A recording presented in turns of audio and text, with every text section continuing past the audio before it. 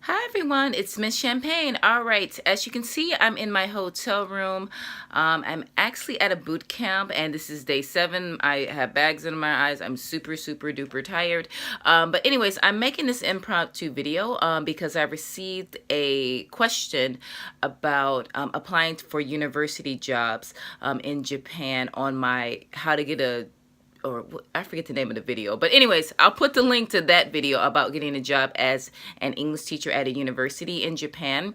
But anyways, so yesterday I got a question and the lady was asking me, she was like, how do I apply for a job if I'm not qualified for it? And like I did not get a chance to really go into detail with her because like I'm at the boot camp, but I'm making this video for her. And I'll just give you like 2 situations where I was not qualified for a position, but I got the jobs anyways. And these are not like at universities, but these are at like other jobs in Japan. So hopefully you can take something from it. But anyways, there was one job, so I came to Japan as an English teacher, as an ALT, and then I really got sick of that job real quick. So after 2 years, you know, I was like, I have to level up. I cannot keep doing this. And I guess I'll do a separate video about exactly what it is like being an English teacher. And I mean like an ALT, like a dispatch teacher, but that'll be a separate video.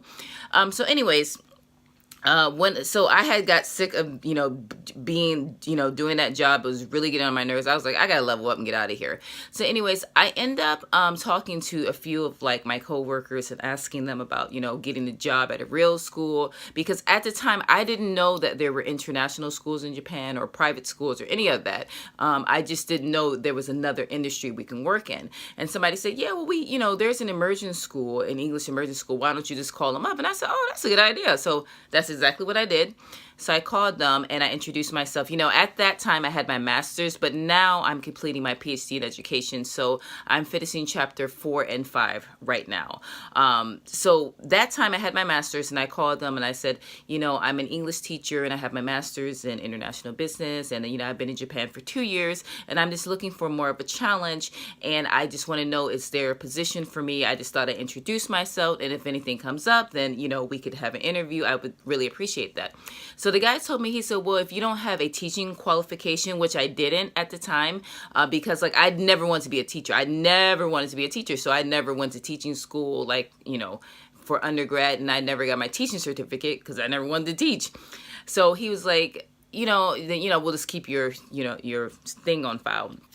So what happened is like a month later, he was like, oh, you know what? He said, you can work at our kindergarten because you don't need like a teaching certificate. He said, but you already have your master's degree. So you're good to go. So that's story 1. So story 1 is that first of all, I asked around, I Googled them, called them up, introduced myself, told them the qualifications I had, told them the qualities that I had, interviewed and got the job. So I would suggest to you, if you're really interested in a university, job in Japan, then you're gonna have to, and especially if you don't have the qualifications, because they want at least a master's degree. And I think from what she was saying in her email or her message is that I don't think she had that, but I have to like double check again, guys. But anyways, call them up. I would Google them, and I'll put some links to some different sites that you can research. And once again, I think I said in my other video that even if you don't have a master's degree, they want something that's like the equivalent. So don't just, like, say that you're not going to apply just because you don't have all the qualifications, which brings me to number 2. All right, so after I worked at the kindergarten, I ended up working at a secondary school, and I quit that job. I quit, and then I went to work for an international school. Now, the international school wanted the same thing. They wanted a teaching qualification, but at that time, I was doing my PhD, so they were like, okay, yeah, that works. So once again, the way I got that job, I actually looked on Gaijin Pot, which I absolutely love. So I looked on Gaijin Pot, and then what else I did? What else did I do? Went to Gaijin Pot, applied for the position. I was actually surprised that they contacted me because I did not have a teaching qualification, and it said need teaching qualification. But anyways, I went to the interview.